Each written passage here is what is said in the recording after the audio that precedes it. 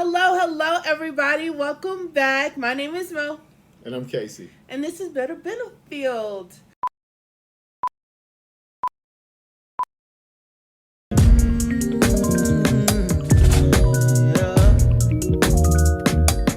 melanin shine like miles of diamonds, coastlines and islands when the sunrise. My melanin shine, no doubt about it. Can't go without it, babe. Can't you see?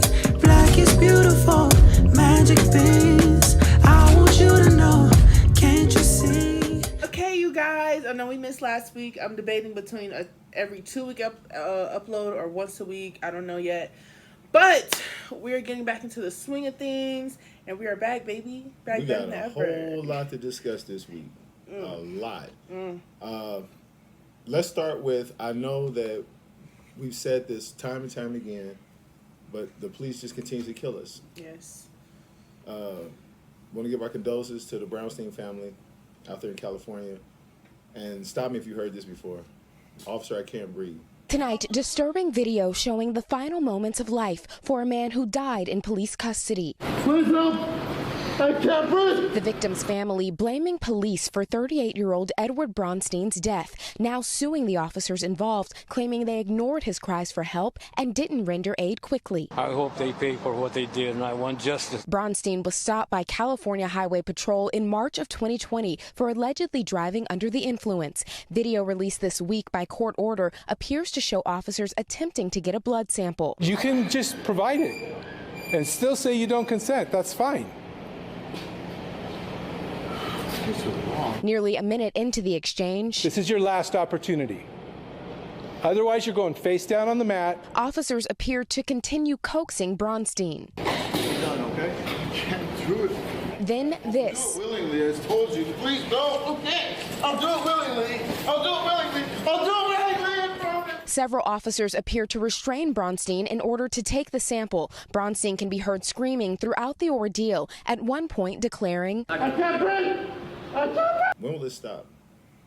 Like, how is it that our people are never able to be arrested?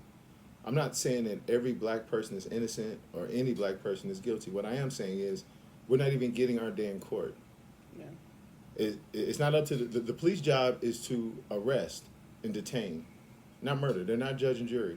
And that's what's happening too many times in our community, man.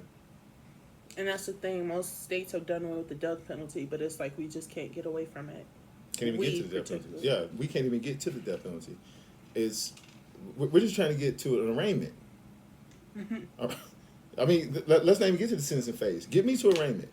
Can we wait? Let's get to the Miranda rights. Yeah, Can we get to that? I'm not even getting to the point where it's sad that we have to keep discussing police brutality in the black community where another black man is killed. It's a shame that I don't remember. I don't know what the guy's name was. He just took the lottery ticket in there. Oh, yeah. He got attacked by the police. So the backstory with that, there was a break-in at that exact convenience store where lottery tickets were stolen. Correct. They don't know the person. The person was never apprehended for the crime. Nope. However, a melanated man came in to claim his winning lottery ticket. $30. Like, it was literally half a tank of gas. Like, it's not even a full tank now. And not only was he apprehended, he was arrested, and in the course of his arresting, he was how would you overcome by police? Yeah, he was beat. The police did what they do, and this is for all of you guys that are new to the show. I would like you guys to go back and watch Kacy's Convo because we've stopped police officers and asked them, what can we do in the black community to stop you guys from killing us? Not only did we stop police officers, but we stopped the only black officer in the force in that entire district, not the county, not the city, the entire district. We were in a rural area where it's predominantly white, and we asked the most obvious question: what are you doing for people of color? Yeah, because the police are quick to tell citizens, if you see something, say something, but they're not doing it themselves. There's no way you could work with a man for 20 years and not know he's racist. At all. It's impossible. And if it is, you're turning a blind eye to it. Which means you still notice it. This is what I mean. The black police officers who are telling us Blue Lives Matter is another, What about us? When are you guys going to stand up and say, "Hey, that's too much"? When will it be enough? How many of our sons and brothers and cousins have to be killed by the police because you can only sing so many songs and burn so many candles, man? Absolutely. Like, this is getting ridiculous. Absolutely. And speaking of topics that I thought we had completely covered and finished with, this Leah Thomas thing won't go away. In fact, it's inflating. It's becoming a standard talking point in most television series now. I got banned on Facebook behind this dude, man. Behind this dude. Really and mad several about that. other dudes at that. Nah, but this dude had me on Facebook for 7 days. For those that didn't see me for 7 days, it's because I said something about Leah Thomas. And speaking of people speaking up against this, I'm really surprised at you, Sue Bird. I'm really surprised at Sue Bird and Megan Rapinoe for taking the stance that transgenders don't need their own competition, yeah. their own category. Megan Rapinoe, you were probably the best soccer player at Portland State. So I cannot say anything bad, but I do know there are probably a few defensemen at Portland State the year you guys won the NCAA championship that were better than you. And as far as you go, Sue Bird, you know for a fact you weren't the best point guard at UConn. There was plenty of dudes better than you. So let's just say, for the sake of argument, that dude who was second string at UConn said, "I identify as a woman," and took your job. You wouldn't have made it to the WNBA. You would be coaching for the Spurs. None of that would be happening. Stop acting like this is okay. It's not. My thing is this: they're talking about trans lives matter, all this stuff. If you were not paying attention to the world, Ketanji went under. Most honorable judge Ketanji, is it Jackson? I think it's Brown. Brown. I think her main name is Jackson. Right. But either way, my girl, my heart goes out to you because not only were you ridiculed to the fullest extent, the fact is you're the first that's ever done it. Prep school kids like my husband who knew all about Harvard, and that was not me. And I think the first semester I was really homesick. I was really questioning, do I belong here? Can I make it in this environment? And I was walking through the yard in the evening, and a black woman I did not know was passing me on the sidewalk, and she looked at me, and I guess she knew how I was feeling, and she leaned over as we crossed and said, "Persevere." And my thing is this: they're talking about trans this, trans that, trans this, trans that, and we're just now getting a female person of color on the actual Supreme Court? Yeah, on the actual Supreme Court. Well, let me ask you this, and I'm not asking to start the fight. Is she in that position now because of her position with the trans people? Because when they asked her what a woman was, she couldn't define it. I feel like that was a setup because it's not a setup, baby. Once you start going into womanhood, just like I saw a TikTok where they were saying define a cow, and then he said anything with a tail that's brown and big, but that could be a horse, that could be a dog. So what are you saying? Anything with ovaries is a woman? Yes. Well, then cows have ovaries. Are they women? No, they're female cows. So how was she supposed to politically answer that question? You just answered it. Anything with ovaries in the uterus, that's a woman. I feel like they wanted her to ruffle feathers so she's on one side of the fence. Well, I think in this day and age that's the problem. Nobody wants to take a stand. Everybody wants it's to be not politically that, correct. but you got to realize she's trying to push past a glass ceiling, and they're literally asking questions to set her up for political failure. Well, the last thing I wanted the judge had to compromise herself. Listen, when it came down to her job and what she did, she stood behind what she did. Mm. But to start asking ridiculous redundancy questions Let me tell you something, that have nothing to do with it. Let me tell you something. If you think for 1 second that this transgender competition thing is not going to reach the Supreme Court steps, you're wrong. I know it will. Okay, so why? That's what I'm saying. She should have let her position be clear. But she was. She said, as a wife, as a mother, as a woman, she doesn't stand up for those. It was mostly about pedophiles. I understand that. That's another thing too. Her stance on child pornography. I don't even want to listen. I don't want to get into this because it's the same thing. Why we didn't say a lot about Vice President Kamala Harris' record when it came to California and gang members. So I won't go too deep into that. But what I will say is this is what's going to happen. And you guys remember, you heard it here first. There's going to be a little boy who's not great on the men's basketball team in his high school, who's not great in the swimming pool on the men's swim team, or who's not great on the men's baseball team. This child is going to say, I identify as a woman, and is going to take the scholarship away from some little girl. And then this is what's going to rest at the Supreme Court, because they're going to be the ones to decide this. They're the highest court in the land. Well, before we move forward, I just want to say, as a woman that has been in not only the political realm, but the white-collar realm, my hat is tipped to you, Ketanji, for keeping your cool, because there are a lot of people I know you wish you would have went off on. That's just a fact. But I feel like you're right. But I feel like just how they have these standardized testing for everything else, and you have to see a psychologist to see if you're deemed competent for court. There should be some type of, you can't just self-proclamation shouldn't be good enough. Well, no, that's what I'm trying to tell you. Both things can be true. I'm not saying that you aren't right because she's the first black woman. What I am saying is that she's not the only one. She won't be the last one. I'm just saying that at some point in time, the Supreme Court is going to be able to say who's a man, who's a woman, and that's not right. Well, I know you're not on this side of TikTok, but there are a few transgenders that I do follow. Well, that I watch on TikTok, and one of them who dresses as a female went to the club to use the bathroom, and a girl asked her for a tampon, and he said, "Girl, I'm a man."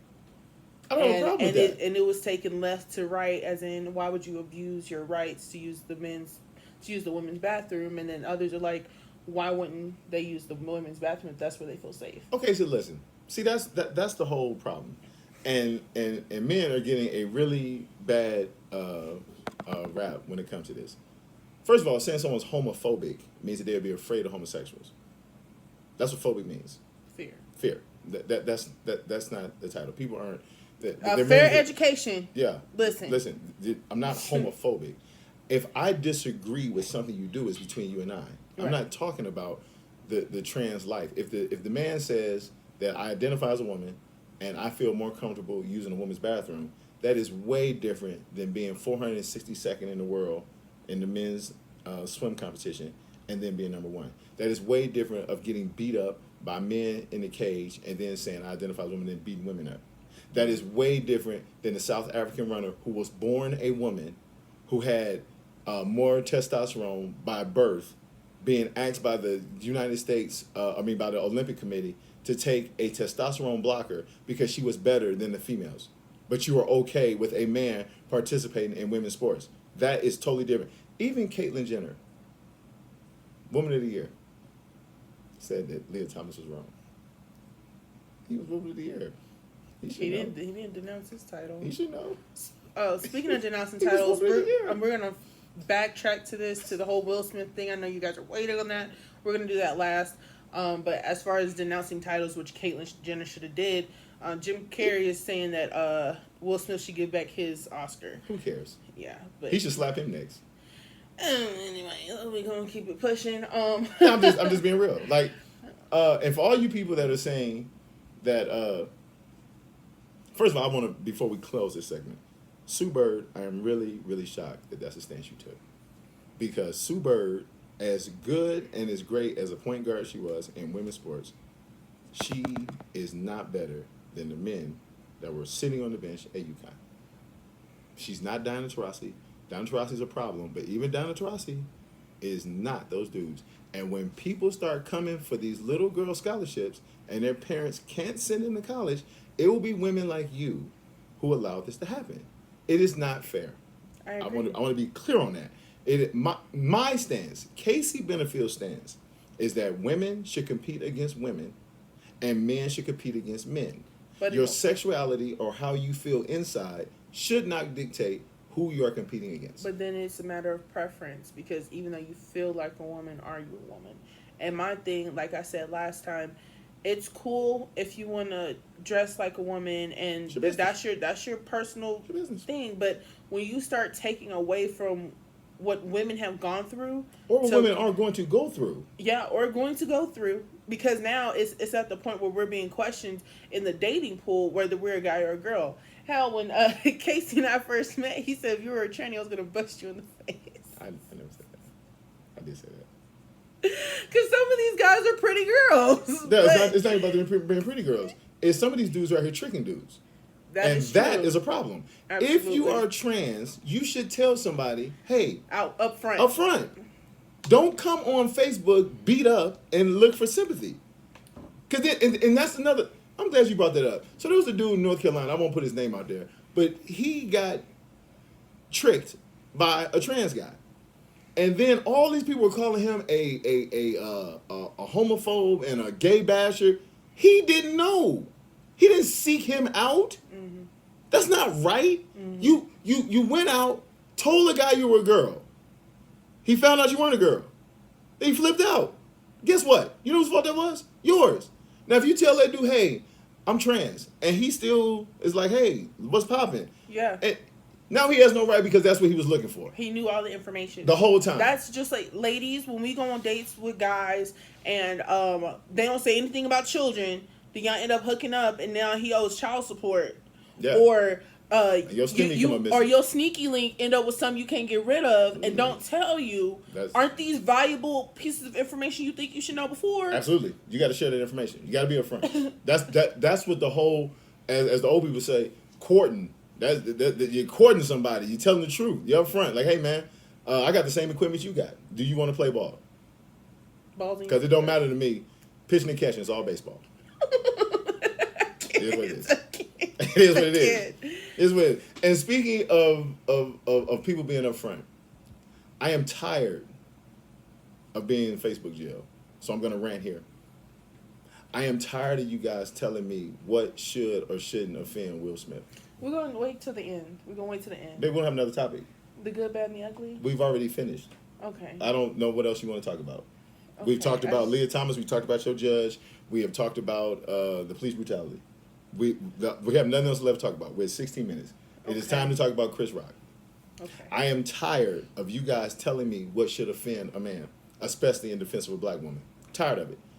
Chris Rock has made not one, but 2 jokes at Jada Pinkett Smith's peril. This man has said twice, first at the Oscars in front of all these white folks, he clowned her then. Will Smith didn't say nothing, we don't know if he did, but he said something again. And then everyone is saying, well, Will Smith laughed at the joke. So what? So what? Maybe he thought the joke was funny until he saw his wife's face. Then once he realized, this is the same dude who made a movie about hair and what it means to black women.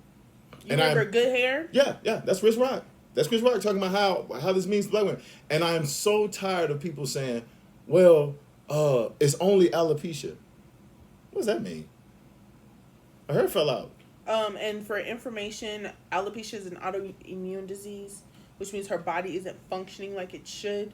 So, say if the alopecia was a side effect of cancer. Yeah. Would that be funny then? What if it wasn't alopecia? What was cancer? And she was hiding under the guise. And then and even if she wasn't hiding, let's say it was cancer. And Chris Rock goes in and makes a bad cancer joke. Is everybody laughing? Is it just a joke then? Oh, so wait a minute. You guys are defining what's offensive. Well, I got news for you, Jack. Can't tell a man when he's offended. Can't do it. You can't tell a man when he's offended. Can't tell a man how to war. And another thing, stop mixing their open relationship with what's going on with Chris Rock, because at the end of the day, you still need to respect a woman. Especially somebody else's. Especially somebody else's. Oh, you can get slapped. Like real talk. I'm telling you right now, what they have in the bedroom has nothing to do with anybody but them. If Will Smith wasn't offended by August Alsina, who is it for y'all to be offended? It's not your girl. And it's not your business. Not your business. I'm telling you, it's your business. That lady showed up at the Oscars with her head shaved. And this man made a second joke about her. Because Will Smith saying, keep my wife's name out of your mouth twice, I feel like he had already told him the first time when at the Oscars, when he said, when Jada Pinkett Smith was boycotting the Oscars. You don't have to say it now. Here's the clip. I'm here at the Academy Awards, otherwise known as the White People's Choice Awards. Chris Rock tackled diversity head-on during his opening monologue at the Oscars, delivering jokes that were both hilarious and poignant, like this one, where he called out Jada Pinkett Smith for boycotting the show. Is she on a TV show? Jada boycotting the Oscars is like me boycotting Rihanna's panties. I wasn't invited. Jada's mad her man, Will, was not nominated for concussion. I get it. Tell the truth, I get it. You get mad?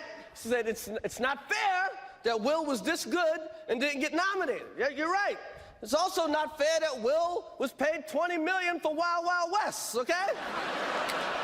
The comedian kept things mostly lighthearted, but ended on a serious note, offering his perspective on the Oscars So White controversy. No, it's not about boycotting anything. It's just we want opportunity.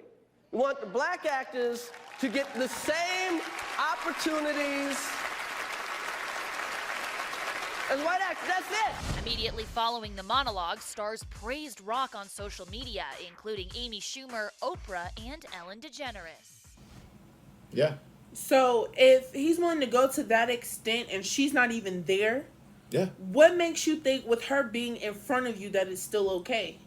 Because even then, make sure you note, her hair is already short. In the pictures that they flash back at, she had a full head of hair. So she's already going through this. Yeah, so I don't get it. Like, okay, some people use the N-word, whether black, white, whatever. That's their business. I can't tell a grown man how to talk. However, I can tell you how to address me. And once I set that boundary and you cross that boundary, now I can say you're disrespecting me. See, you can only disrespect somebody once you have told them what's disrespectful. Absolutely. So if he told Chris Rock, hey man, don't speak on my wife, bro. Like, what me and you got is cool, but don't say it about my wife. And then this dude goes up here, and then people say, oh, but I bet he wouldn't have slapped The Rock if The Rock had said, well, let me tell you something. The Rock wouldn't have done that, because The Rock is not a bully. See, Chris Rock is a bully. And usually when bullies get confronted, that's how they react. And plus, we all know paper beats rock all the time. Here's his meme. That's why he slapped him with the open hand. I don't like it. I don't like it at all. And everyone's like resorting to violence and people like what is his name? Alec Baldwin saying that it's he said something. Alec Baldwin? Yeah. He like it was a few Alec Baldwin said something? Paper perpetrators that were talking about the Oscars and how they were acting. But let me say this. Where were they when no black people were nominated? Aside from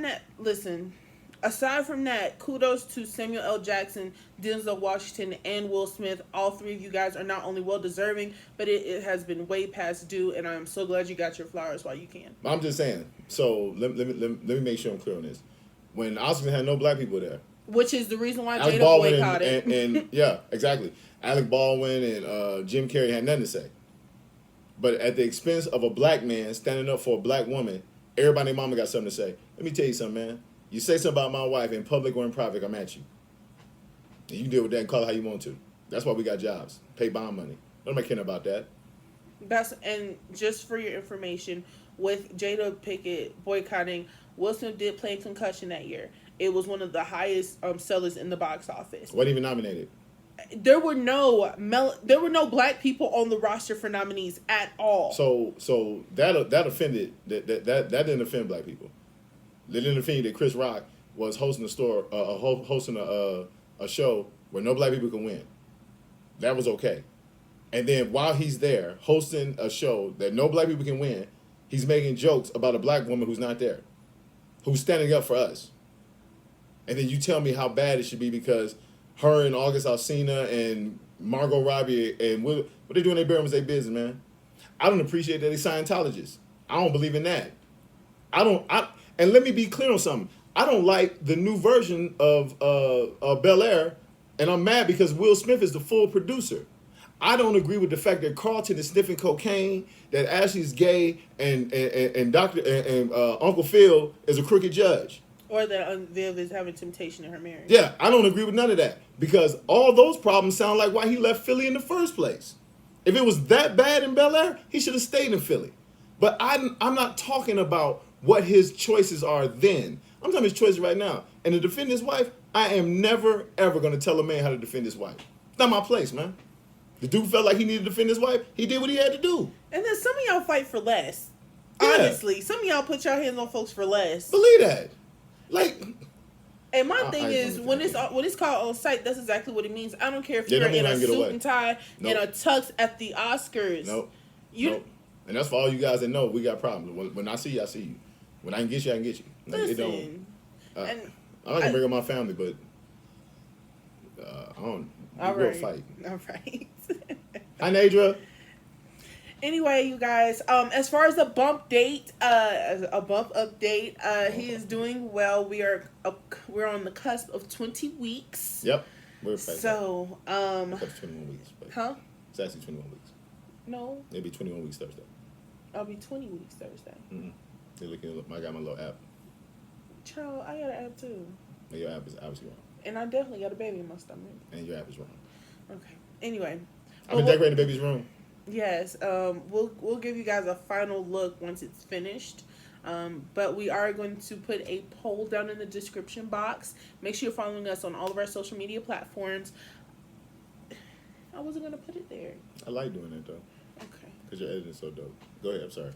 Okay. But we're putting a poll as far as first names down there. As far as what we're possibly naming our baby boy.